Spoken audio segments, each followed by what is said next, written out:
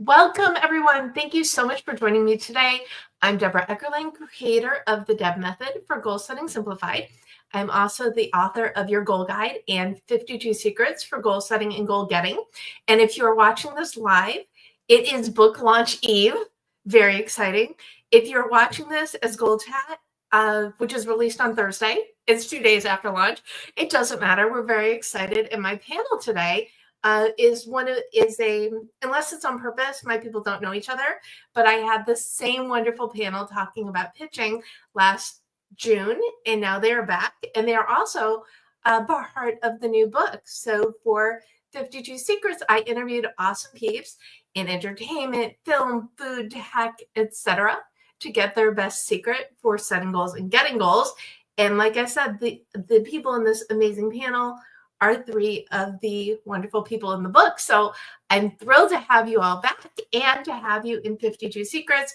We have Dave Bricker, we've got Paula Rizzo and Michael Roderick, and you were back in June talking about pitching. And of course, pitching and communication go hand in hand. Communication is like the essence of everything, because when you can communicate, you could do pretty much anything. So really excited to have you all here. And why don't you all introduce yourselves? Because all I said is you're awesome. And I feel like we owe people not much more, but a little more. So Dave, welcome back to Goal Chat. Who are you? Who am I? Wow, how much time do you have? I'll try to An hour. That up. I am a business storytelling expert, and storytelling is basically what to say, how to say it, and why they'll buy it. So if you want to say it, share it, or sell it, bring me your story. I'll help you tell it. Have you been rhyming on purpose for like ever? More or less, yes. I guess that's another part of communication. You know, when you're able to articulate what you do, it is also super, super helpful. So really glad to have you here in this conversation. Paula, another one I only see when you're on my show. So great to see you. I know. Good to see you too. We share a publisher, which is how we know each other, Mango Publishing. So I'm the author of 2 books about list making, Listful Thinking and Listful Living. I love lists, clearly. And my background is as a television producer. So through the years, I did all kinds of segments and all kinds of stuff. Now I'm a media trainer and coach. So I help authors to be able to tell the story of their book easier through video and through media. And, you know, I'm a guinea pig myself. I try and do a lot of this on my own and test things out and see, you know, do these lists work? Does this soundbite work? You know, all of that. Yeah. And spoiler alert, Paula is in the productivity chapter, which surprises no one. That's right. Yes. Very efficient. Well, wonderful to have you here. And like I said, always great to see you. Mike. Yeah. Welcome. Thanks. So I'm Michael Roderick. I went from being a high school English teacher to becoming a Broadway producer in under 2 years. And a lot of people were very curious as to how. So I started to study referability. I started to look at why is it that people talk about ideas and concepts when you're not in the room. And most of the work I do these days, I like to think of it as pre-marketing. Before you get into the weeds of trying to figure out how you're going to market yourself, you need to think about your IP, your identity, and your positioning. And I help you think through that process and nail that down. Awesome. And you, I believe, are in the networking chapter because that just makes sense, right? Well, yes, indeed.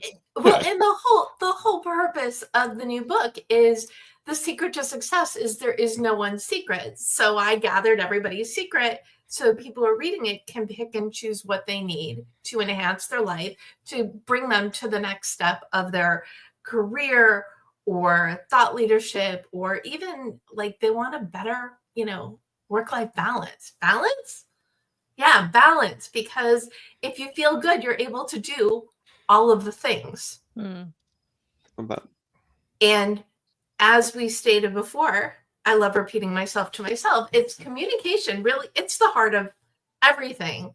And the last time you guys were on was in June. And before the show, I was explaining, you were on June 3rd, June 6th.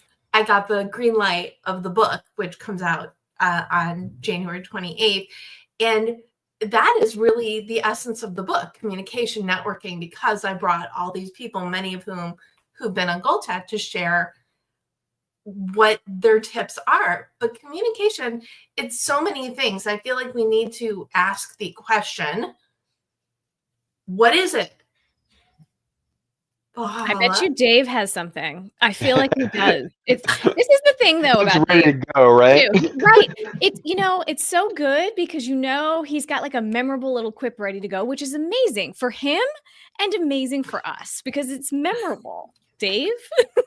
Oh, well. I love this. I'm just going to watch. After that build-up, I don't know what to say. What is communication? I think we're all kind of alone in the world, and we see the world through our own eyes. We perceive it through our own senses. And communication is that assurance that somebody else gets us, somebody hears us, they see us, that they understand us. And as a result of that, we feel less alone in the world. Without communication, we're by ourselves. Mm. How was that?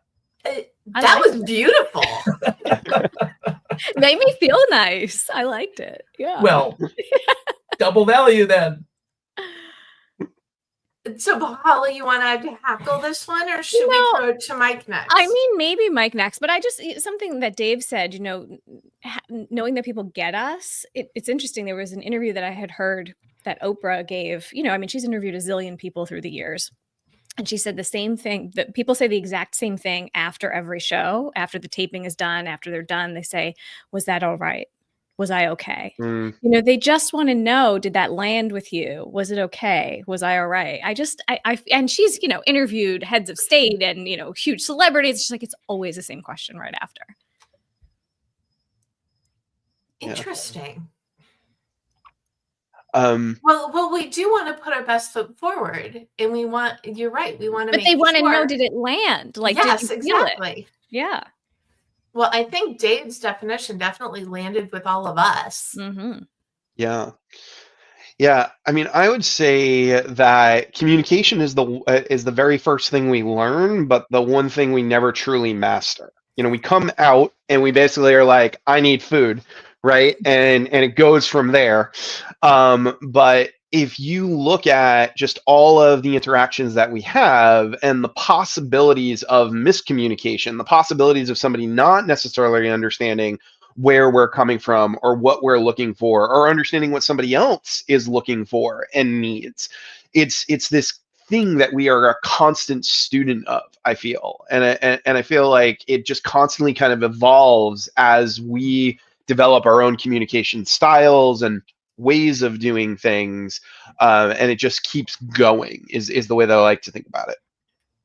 And Michael, I agree with you. I think that many of us are students of it, and too many of us sort of flounder around trying to figure it out because we have these amazing computers sitting on our necks, and they don't come with a manual. They just come with this instinct, this deep desire to feel listened to and understood. And it starts when we're babies, as you mentioned, crying out for food, touch, attention. And we spend, many of us, our entire lives doing something not much more sophisticated than that, crying out for attention. And there's so many different mediums now for it, right? Like that's the other thing. You mentioned miscommunication, right? So something that you would say to someone, if you were to text it to them and they don't hear your voice or they don't see your facial expressions, it could be, misconstrued 100 different ways depending on the tone. And so that has to be taken into account too. Yeah, the all caps didn't mean I was angry. It meant I was excited. Yeah. I just had this flashback to a very bad first date I had years ago. So we're talking like 10, 15 years. So, and I was telling a friend about it. I'm like, he didn't want to pay the server. She kept going for the check. And I'm like, it's so frustrating. Why won't he pay? And he's like, my friend said, if you were having a good time, it would have been, isn't that nice? She's not ready to pay. To leave, So we've got not only the intonation, but the context is another part of communication. And the subtext. Yeah. So, what would be your definition? I mean, communication is back and forth. I think it's listening as much as it's hearing or talking, or I think communication is really about the give and take of it all, right? And so often, I think people get stuck in one or the other. They listen too much or they talk too much, and they're not doing it equally. We talked about balance and work-life, all of it. It's all a balance. It's all a little bit of a tightrope walk. And you just, I'm sorry. Go ahead. Well, I think it's also just a sense that somebody is listening, and it's a very intuitive thing, because people will meet me. This happens way too often. It's a blessing and a curse, but people will meet me and the next thing's, I've never told anybody that before. I just met you. I don't know why I'm telling you. And I'm thinking, I don't know why you're telling me either. but it happened to me last night at a concert, sitting next to a complete stranger, and all of a sudden she's spilling her guts to me. And I'm thinking, okay, well, I'd rather listen to James McMurtry, but offer you some value, But there's a sense, we feel that empathy. I think it was just a premonition that she knew you were going to be on a live show the next day and wanted to give you a good story. Yeah. There you go. Maybe that was that different kind of empathy. Right. What is it? Universal mind? Mm-hmm. Must have tapped into that. And Paula tripped over what was my next question, which is what makes a good communicator versus a bad one. So which should we tackle first? Well, bad. Of course. Okay. I feel like you always kind of lean towards bad, right? Like that's just that's what people pay attention to, right? If we think about it, when it comes to that, I definitely have my list of bad communication, things, as I'm sure everybody else does as well. Okay, so I'm going to yes and the question. What makes a bad communicator? And I would love an example. Sure. Go ahead. You have one. You definitely have one. Yeah. I've often referred to this as the steamroller conversation, where the other person is basically like Bruce Willising you in The Sixth Sense, like the whole time, right? Like they're literally just like they're going and going and going, and you're like, I'm not even here. They're just like pitching or presenting sort of whatever it is. They're never asking you anything about yourself or anything else, and they're just kind of pushing things on you. And I think that aspect of the steamrolling is probably one of the bigger turnoffs when it comes to communication. And I always just go back to, you can't underestimate the significance of making other people feel significant. And when somebody basically like steamrolls you and doesn't really listen to what you say and just kind of pushes or dominates, the other person doesn't feel as significant. They feel like they're sitting back. They feel like they just have to listen. And I think like that's a experience that you walk away from and say, I don't want that again. It's the opposite of making someone feel seen. Yeah. It makes them feel pushed aside. Exactly. And have you been steamrolled lately? Do you have a good story? Because I don't see you as a steamroller type. So yeah, it's been a while. I've gotten very good at the curating piece of like, most of the people that I get connected to are introduced through friends or sort of networks that I already have vetted and that I understand. I'm trying to think of the last time.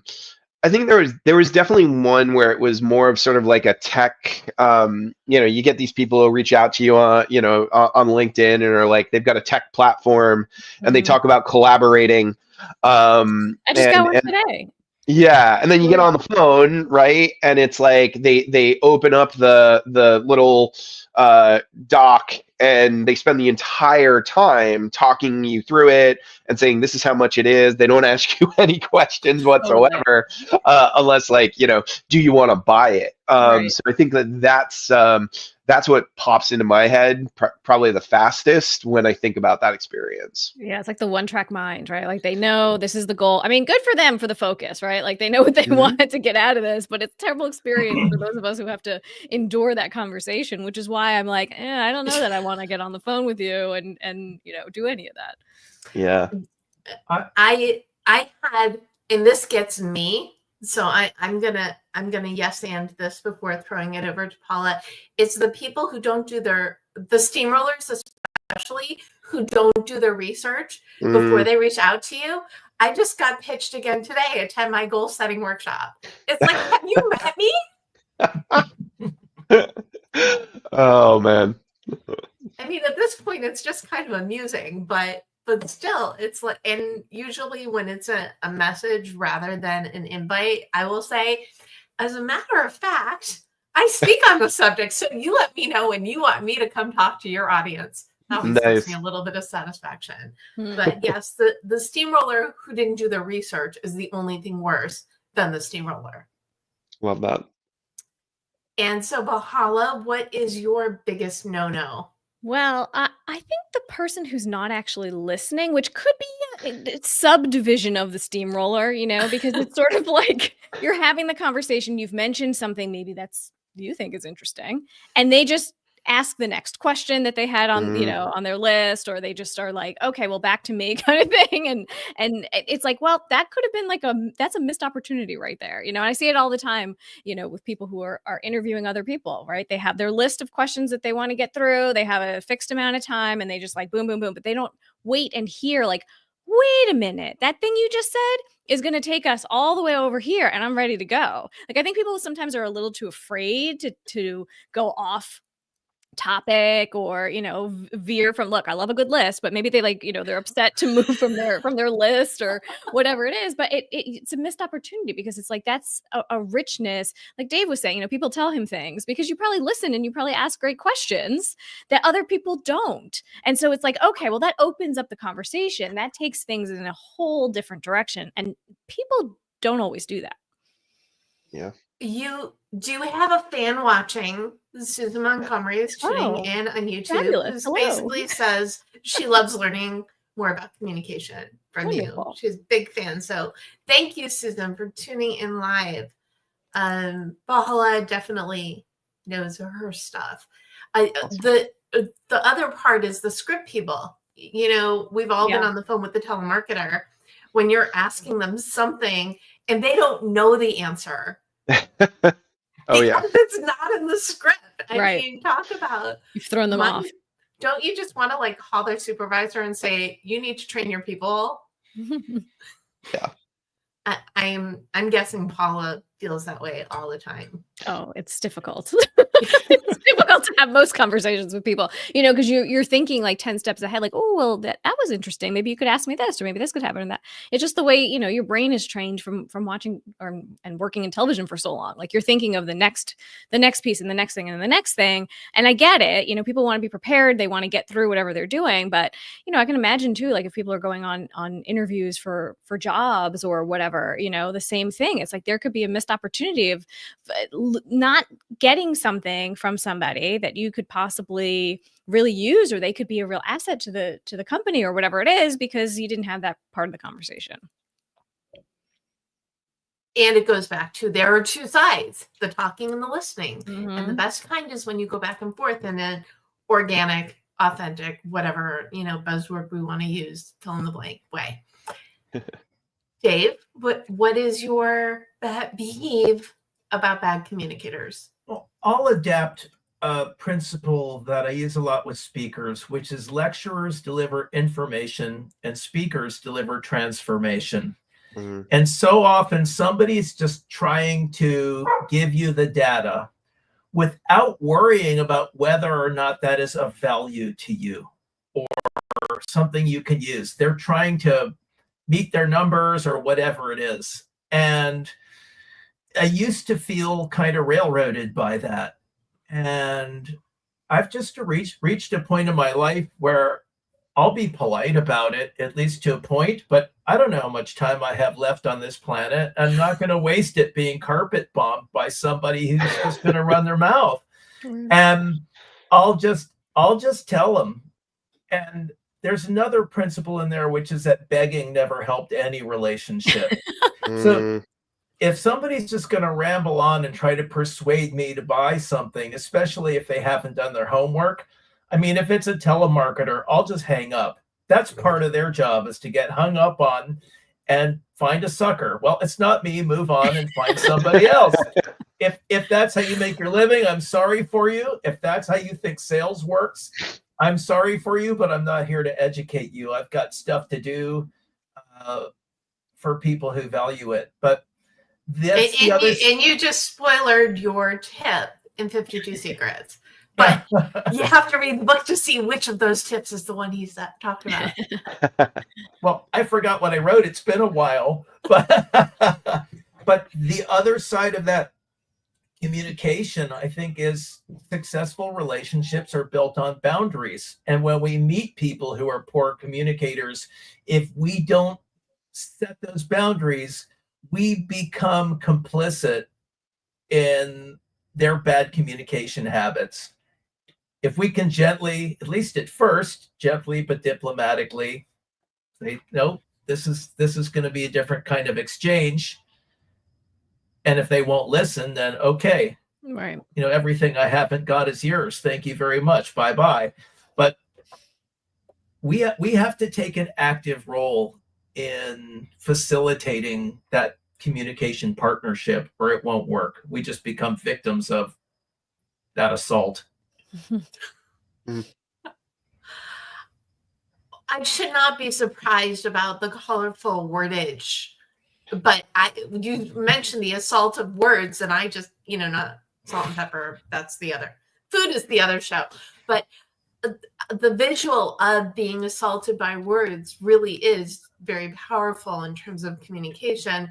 And I think setting boundaries is a great way to at least try to fend off the bad communicator.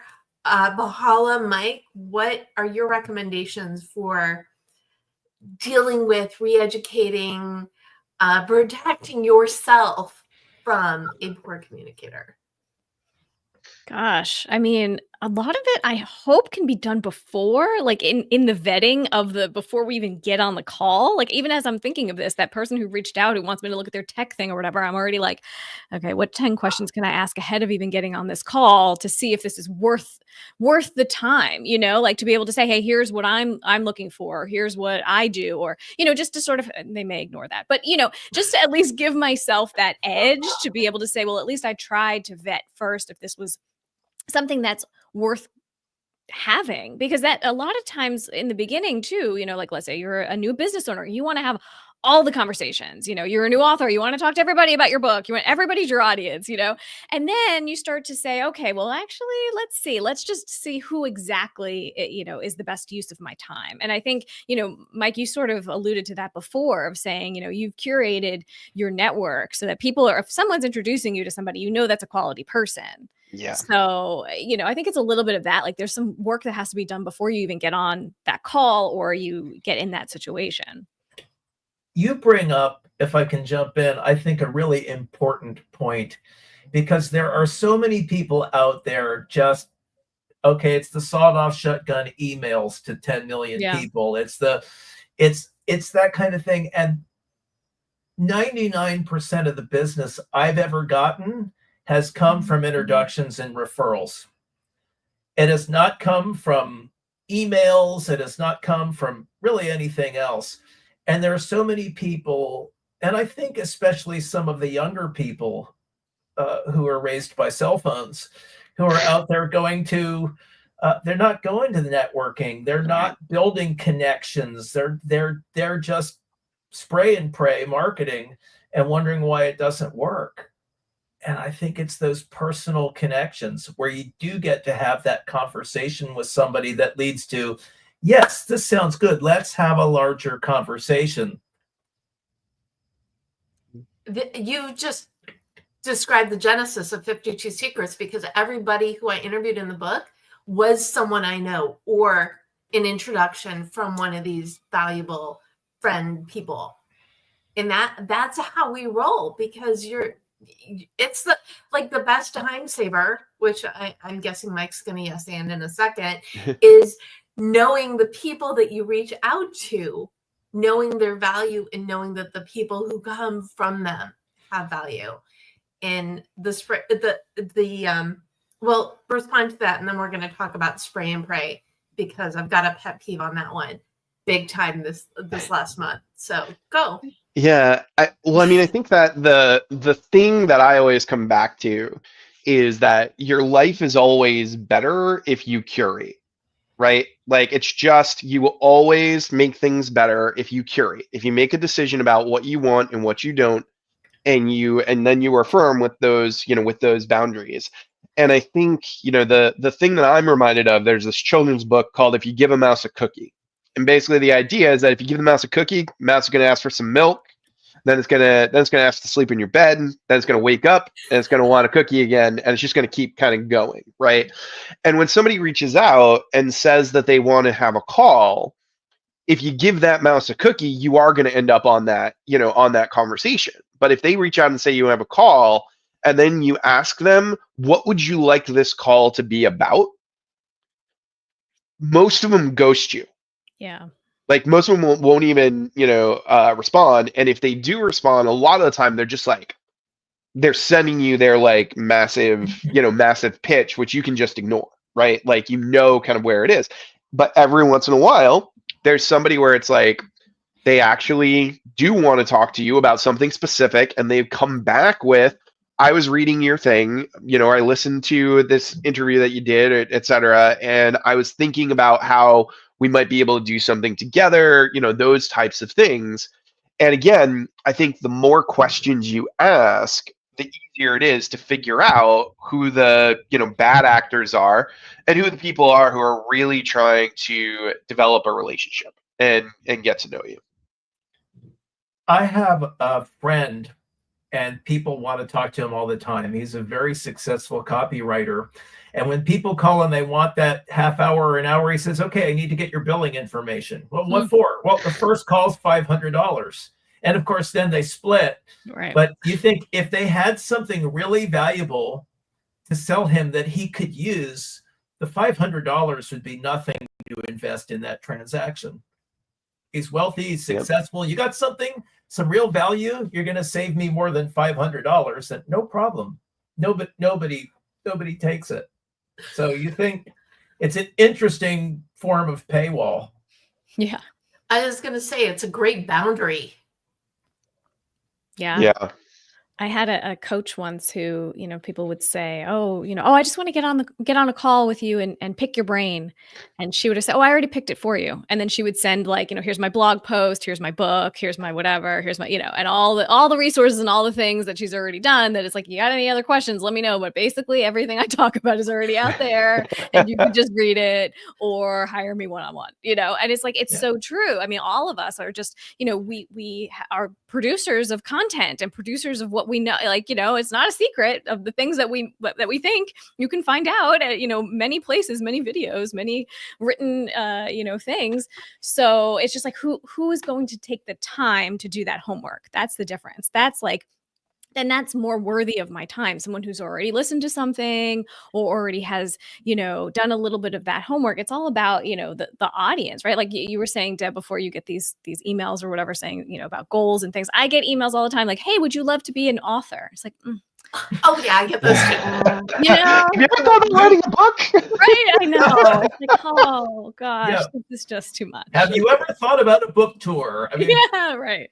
I got it's definitely, there's a special place. I don't want to call it hell, but there's a special place for people who don't unabashedly call it that. Well, okay, so I'm in LA, and I am super judgy of everybody who sent an email in that second week when we were dealing with the wildfires. Or as I say, Santa is not the only one with a list.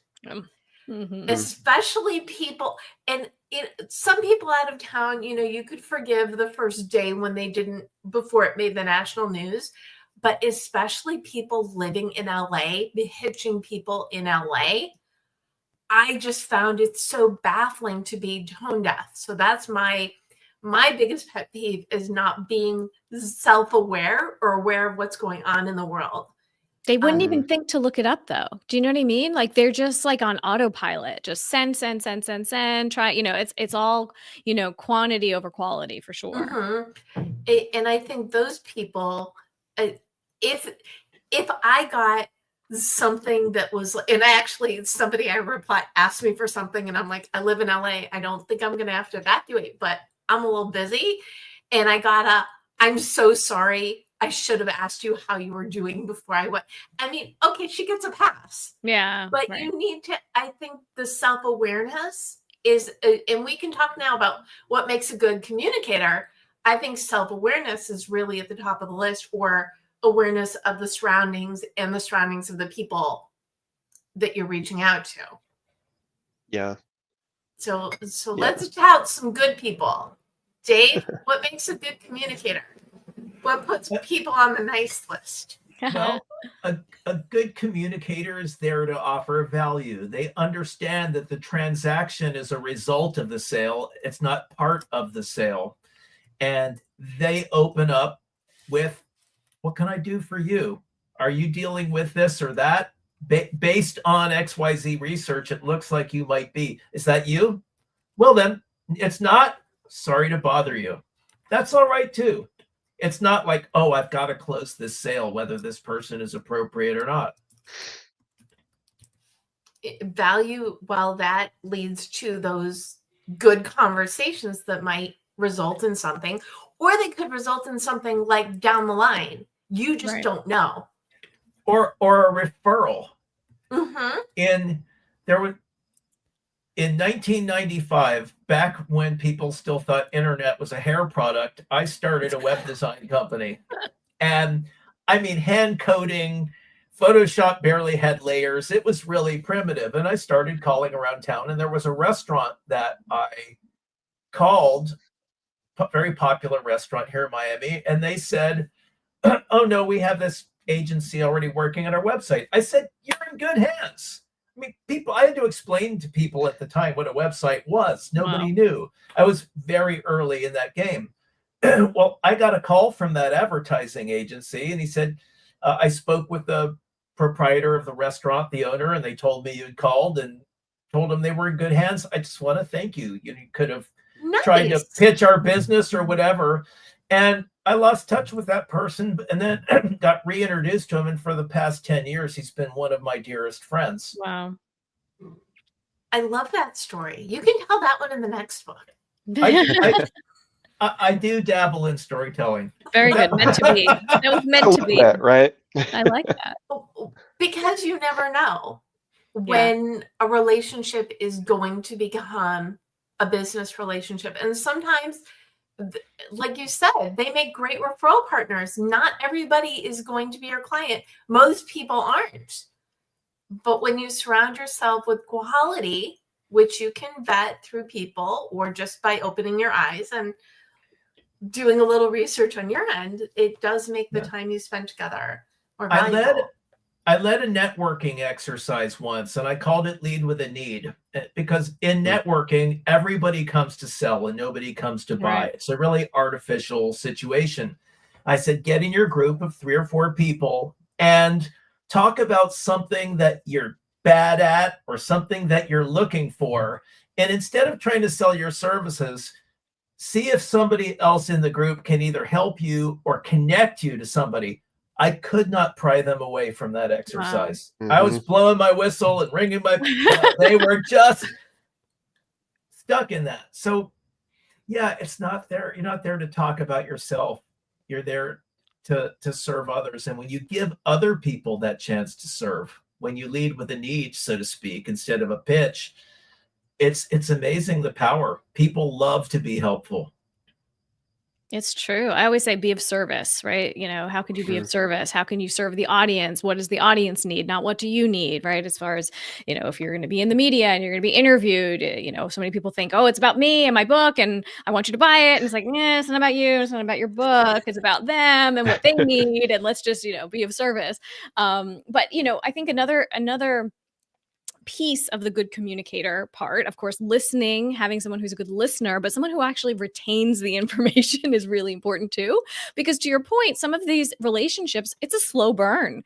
You could know somebody for years before you do any business with them, or they refer any business to you, or whatever it is. But people who remember you for something, being memorable, and then they're able to retain that and say, you know what, when I know that I need somebody for this, you're my person, and having that, or, I know this about you, or whatever it is. And, that's happened to me. There was a speaking engagement that I got probably 5 years after I met the woman, and we had met at the Javits Center. It was Book Expo America when they used to do that in real life, and it was great. Oh, And I met her, and I pitched her, and I was like, I could talk about this and I could talk about that. And she was like, yeah, okay, whatever. And I kept, pitching her again on email, and then didn't hear from her.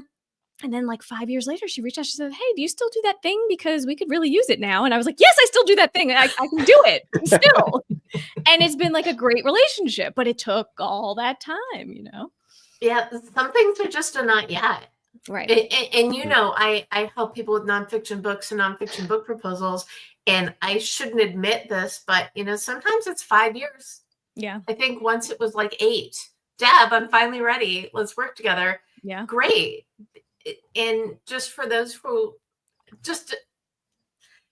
I think it's always a gift when people come back to you because you are that memorable. Mm-hmm. And Debra, that honest, you absolutely should admit it, because too many people in the are there's this hype in the publishing world that you're going to write this, your book's going to be a bestseller because it's a good book. Right. It's and then you're going to do this book. Are you telling me something I don't? No, I'm kidding. Yeah, no, but there's so many charlatans out there, and I would rather tell, especially a fiction author can come to me, I'll say, I will help you craft a really wonderful novel or a memoir. You're going to feel great about it, but you're very likely going to pay me more money than you're ever going to make off the book. Are you okay with that? Right. Some people they want to publish their book, but I would rather decline the project than have somebody feel like that they got ripped off. Yes. And this is where I put the caveat.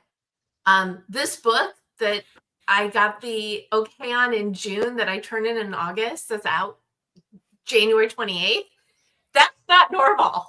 No. I mean, Mango is really good at putting books together. And when I got the green light on the book, I said, when do you need it to be out in January? Because goal setting equals me. I mean, I talk about it year round, but to jump on the new year, new you, that is not normal. I know a woman whose book is coming out that she's been working on for as long as I've known her. I've known her like pre-pandemic, a couple years. So, and her book is coming out after mine, but she's been working on this memoir. A beautiful writer. I will shout you out, Shannon Luders Manuel. I'm so excited and proud of you. I met her at a goal setting workshop I led. It has to be 2016-ish, because it was before I rebranded as Deb. She was new in LA and attending the event, and she had this great idea. And I've had 2 books traditionally published since I met her. So that is not normal.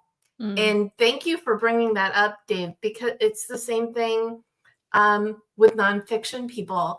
I'm going to teach you how to write your book in a weekend. Why would you want to write your book in a weekend? Enjoy it. This is a labor of love. You want to put that time and attention into it. If you can, I'm not going to stop you, but that should not be the impetus. And also making a lot of money, also not the impetus for writing a book. It all comes back to service, doesn't it? It comes back to offering value. And now it's even worse. Write your book with AI in 5 minutes. Oh, gosh. How much of that garbage is flooding? Don't get me started. Yes. Oh, man. And this is where I shout out and thank Paula, who introduced me to the good people at Writer's Digest, because I've been writing articles on writing a book proposal because of what you said drives me nuts. You want to use AI as a tool to clean something up, to research, fine. Those are not your words. Right. Right? Yep. Like anything, it's a tool. Use it in a way that enhances what you do, not as a replacement. I always think of it like a very eager intern. They really want to do a good job. They're really trying, but they're just not there yet. You know you're going to get something that's like kind of okay, but you're going to have to fix it up and you're going to have to give some more instructions and all that. So that's sort of the caveat I always have. Every time I'm trying to, let's see what they come up with. It's like, I'm going to have to double and triple check this just to be sure. Yes. Anytime an email starts with, I hope this letter finds you well, I know it was written by ChatGPT. Yes. Yep. So, Mike, what do you think makes a good communicator? I mean, I always go back to this idea that people love to feel useful, they hate to feel used. And the more that you can create an environment in which you're just sort of sharing with people where the gaps are in what it is you're doing, and let them share with you their creativity, their ideas as to how to help, you're always going to get much, much further. I've often thought about it in the sense that you limit the things you get in life when you limit other people's creativity. If I ask you for something directly, you're basically gonna, either say yes or no. But if I say, here's this really interesting problem, do you have any ideas? Who knows what creative idea you're going to come up with, what kind of intro you're going to create, like what's going to happen sort of within that. So I think it's that aspect of, you really just live in this world where you don't ask people to do something for you. You ask them to be thought partners with you, and you just get a lot more out of that. Ooh, thought partnership. Like, for example, this conversation. It's all every now and then I'll invite someone new to be in the show, or people who are in the book are doing these panels with me. They're like, what should I prepare? I'm like, nothing. You're here because you've got a take on this topic. Go make some new friends. And with the whole of service idea in mind, I would love to know from each of you, what are you working on? What are you excited about? And what are ways in which people who are tuning in can support you? So, Mike, what are you working on, and how can we contribute to making your life better? Sure. No, I appreciate it. So I finally actually made my website not a website that I'm embarrassed by, right? Nice. Like, we all sort of have those moments, right, where we're like, oh, wait a second, and now it really communicates the work that I do, and there's a couple of fun videos up there, and and things like that. So having more folks come to the website would be awesome. And just having more people kind of know about this kind of work, that would be fantastic, and I'd of course appreciate it. Okay, and that smallpondenterprises.com? That is correct. Yep. Awesome. And of course, it will be in the recap, which you can find at thedebmethod.com/blog. And Dave, what are you working on that you're excited about, and how can those tuning in support your efforts? Well, we were just talking a bit about AI, and I have really been fascinated by this nexus between AI and HI, and human intelligence. And I've been developing a lot of AI-driven messaging tools and things like that. And recently created a new website. I've got Speakipedia, which is full of the information. But for the consulting and training end of the business, I just created remarkable-stories.com. And it would have taken me, I would have needed a team of engineers to do that 2 months ago. And now I'm able to art direct the AI and push it along to get results I want. It's the first non-WordPress website I've created for years. And I'm just getting where I can begin to approach the things I used to do with Flash, where I could do everything but scratch and sniff. So I had a blast putting that website together, and it's a lot of fun. And yeah, that's what I'm excited about right now. So how can people help you? Just go check it out. Go there and go check it out. And if it makes sense to have a conversation, about your organization and how I can be of value, that's great. Otherwise, if it makes you smile, that makes me happy too. Love that. Awesome. So it's putting more of what you love into the world, and when you can help people, great. Well, not everybody's going to be our client, right? Well, exactly. But someone who's tuning in might know somebody who needs you. Yeah. You just never know. And they might just go there and say, that's a lot of fun. That made me feel good tonight. That's good. Better than the standard brochureware that's out there. I'll take it. Well, I frequently say, the D in the DEB method is determine your mission. And your mission can be to entertain. It can be to inform, or it can be a product or service or makes things better for people, or, one from each category. But as long as you love what you do and that's what you're putting out in the world, I feel like that's good. You're there to help others, and the right people will get there. And education is 90% entertainment anyway. It should be. I was going to say, doing it right. If they're not laughing, they're not learning. So true.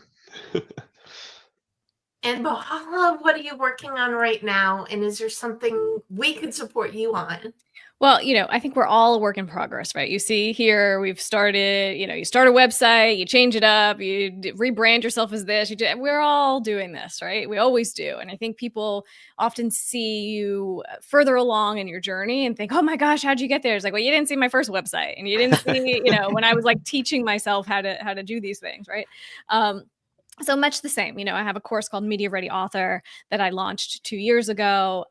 But just recently I re-recorded all the videos, and I'm very happy with every video because, it's me now. It's like the iteration of, right. It's more modern. It's exactly what I want it to be.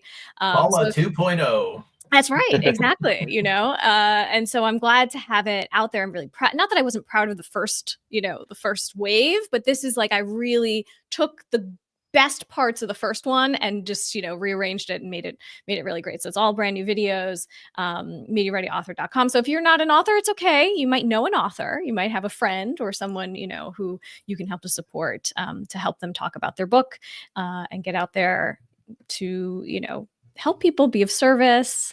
And I appreciate that you gave us the opportunity to do these little plugs on our stuff. Thank you. Well, I feel like I'm kind of, usually I ask this a little bit later, where can people find you? But I love that the answer to how can we help is just come check me out, and maybe I can help you.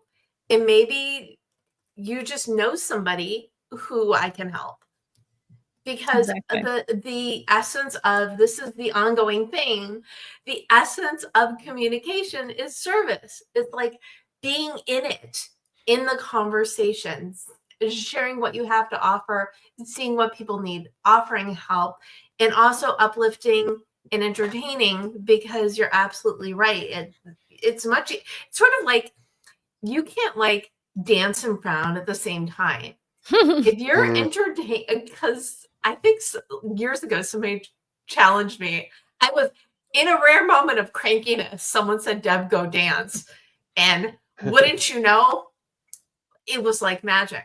But the point being, the higher the vibration, the better the energy, the more that you're going to take in this information.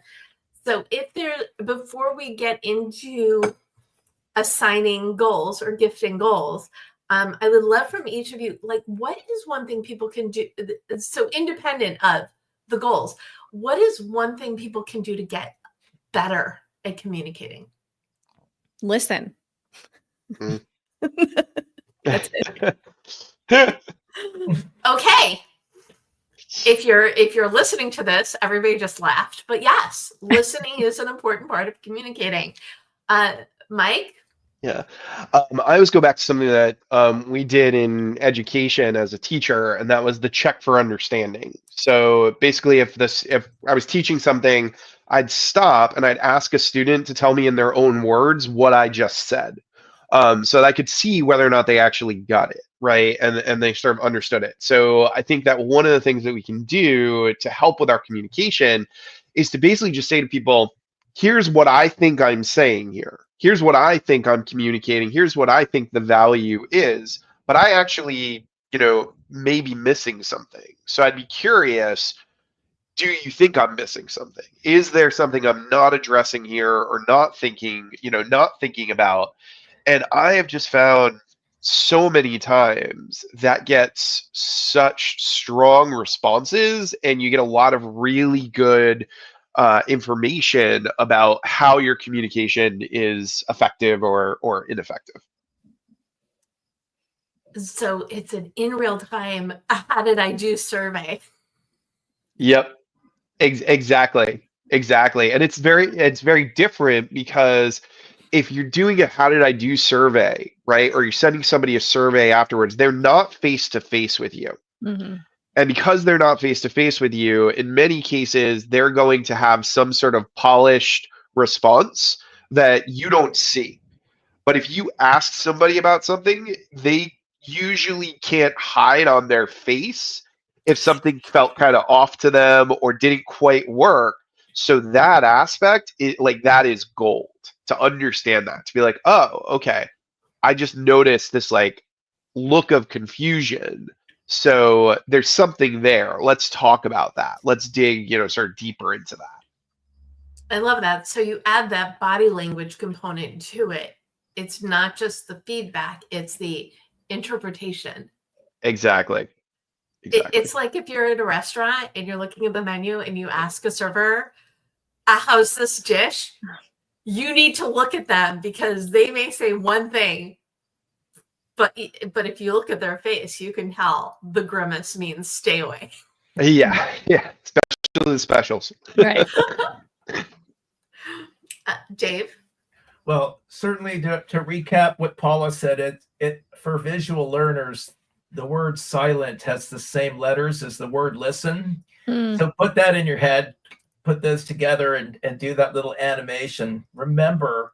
And then the other thing Michael was talking about is ask questions. And part of that also is give people an out. Do you mind if I challenge what you just said? They might say yes. Okay, I'm done.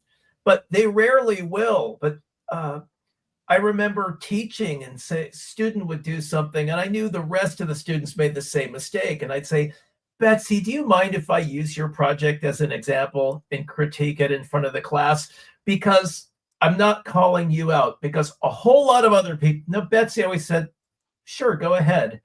But asking people before you offer that input really opens the door to them receiving it. Ooh. Love that. That's good. Mm-hmm. Yeah. And I think that's also important. It's important for both parts of the conversation. I'm a firm believer that before you even ask for feedback on something, you need to know your stuff enough so you can be objective with the information. But asking permission before offering, it's relationship development. It's trust development. Right? And look, if you don't want to hear what I have to say, that's fine. Go with God, but go. Someone else wants to hear it. I'm fine with it. I don't. My ego doesn't need to sit here and make sure you heard what I had to say. Right. That's about me. Have any or all of you had an experience where you communicated something and you saw the biggest light bulb on the planet go off over someone's head? I think that's our jobs. Yeah. I was gonna say, no, I think it would be everyone. Yeah, that is the point of communication, is looking for that light, the visual light bulb that you're going to see on someone's face that they got. But we're all in the communications business. I think if we don't see that every time we engage with people, now there are people who are resistant to coaching and resistant to input. They're not ready. That's fine. But for giving a workshop or something like that, I expect I mean, if nobody comes up and says, wow, you changed the way I speak, or you changed the way I write, or I never thought of it that way, Totally. then I got to go back and do some serious homework, because I'm selling this product. It's got to be valuable to people. So yes. That is the feedback I feel like I get the most. You know, you step off a stage, you finish a thing. I never thought of it that way. I never thought of it like that, you know? And so it's like that, I think, for people is just to change the perspective, the thought process, right? Always. Yeah, that's cost of entry. That's our job. And what were you saying at the top? If they're not, God, you said something. I mean, you all said wonderful things, but there's something in particular. If it's delivery, you want to deliver transformation, not information. Right. And by delivering transformation, you get that. Thank you. Yeah, if somebody gets in a room, I think with any of us, at the end of the speech, the workshop, whatever it is, the majority of the people not looking at their phones, and hopefully not many of those, are going to feel better, faster, stronger in some way. That's what they're paying us for. Right. That's why speakers and workshop facilitators charge money. We're not there to make, we're there to make them feel good, but we have to produce business outcomes or we're out of business. As with any product, the value has to exceed the price. I feel like people sometimes think that transformation is a luxury item, and I kind of feel like it's the opposite. You know, if you are tuning in, if you are buying one of our books, if you are attending one of our events, you're there for a reason. We were put in your path. So soak up as much as you can of the information and not be on your phone, be 100% there. That's when you're going to get the most value. And just so the audience knows, we get as much joy from it as you do. Yeah, that stops happening. I'm going to go do something else. Yeah, exactly. So Howard Brown, who's been watching, hi Howard, also in the book, learning how to intentionally and actively listen is such a skill that many people really need to learn, especially on digital and social platforms. So before we go into goals, I think you brought up a really good point. How can people be better communicators digitally? Write and speak out loud. Like when you're writing it, say it out loud. I mean, that's like my life as a television producer. All I did was write scripts for people to speak. And so I'd have to read it out loud like a crazy person at my desk all by myself, right? How does this sound out loud? If someone were to read this in their mind or out loud or whatever it is, how does it land? How does it sound? So I do that a lot, where I'll write something out and then I'll read it, or I'll send it to myself. Like you can send things in the future to yourself as an email. I will send it to myself, forget that I've sent it, and then see how does it land? Like how did that approach me when I wasn't ready for it? And I didn't realize, I was like, what is this now? What did I, and then I kind of catch myself off guard. I love that. That's great. Yeah.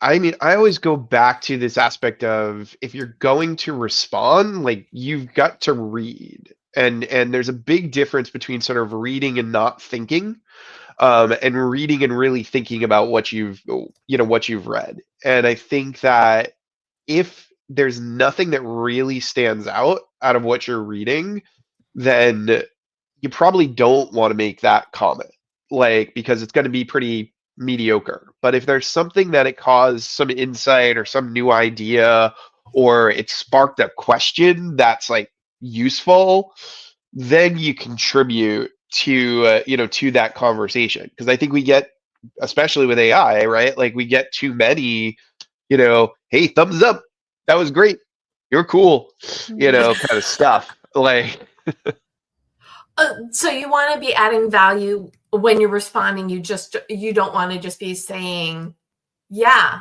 that's really interesting, thank you for sharing. Yeah, exactly. Okay, Dave, thought? Well, I see too many things that are just too many messages that are so obviously scripted And a friend of mine, Dr. Margarita Guri, has a wonderful saying I wish I could claim credit for. She says, when all else fails, just pretend to be yourself. And write a message that's from the heart, that's meaningful, instead of, hi, first name, I see you're doing remarkable work with company name. Would you I mean, yeah. Or my favorite is, can I ask you a question? Well, you just did. That's all you get. I mean, I get this onslaught of insipid connection requests on LinkedIn, and I always click, I don't know this person. Yeah. Because they're polluting that space. But do something original, do something clever, offer some value instead of, hi, would you buy my crap? No, I don't know you. You didn't even bother to find out if I needed it. No, get out of my face. My favorite are the pitches I get from people to my Write On Online website. So before Write On was a live group and then an online group. But before I moved everything to Dev Method, I had the Write On Online website. Those queries, I don't even bother, because if they didn't notice that nothing was updated in since pre-pandemic, no, they're not even worth the 10 seconds is going to be to read the pitch of something I don't need, because they weren't paying attention. And I think the flip side is when people are paying attention, you know that they care, they're communicating, and it makes you want to communicate. And the worst ones these days, I call them the coach roaches, because apparently the hot new business is to coach coaches on how to coach coaches to coach coaches. And everybody's got these, we'll get you 100 leads a week and we'll only charge you for, get out of my face. That's not, what are you going to write my copy for me? And no.